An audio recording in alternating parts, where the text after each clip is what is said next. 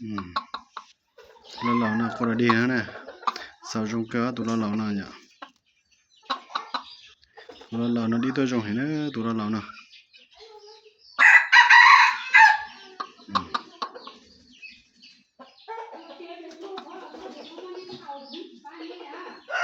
tụi nó giờ tụi nó món là tụi nó giờ tốt nè tụi còn đấy lên chơi vậy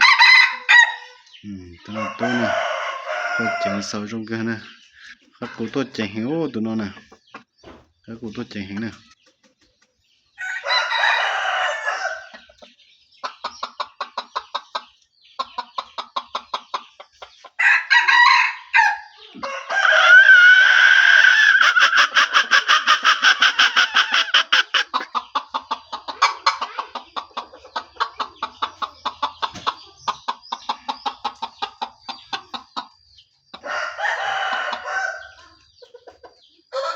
chỉ biết thế sẽ tới là chỉ hình như vậy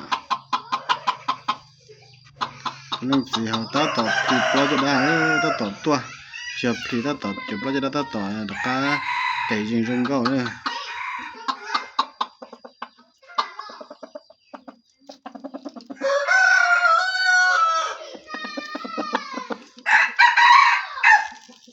nhìn nó tao đấy ạ tụt tụt nó ạ nhìn nó tao đấy tụi nó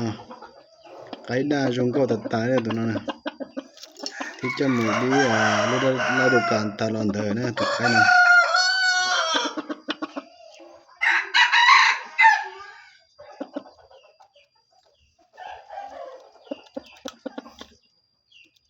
còn chỉ đi nó sẽ giờ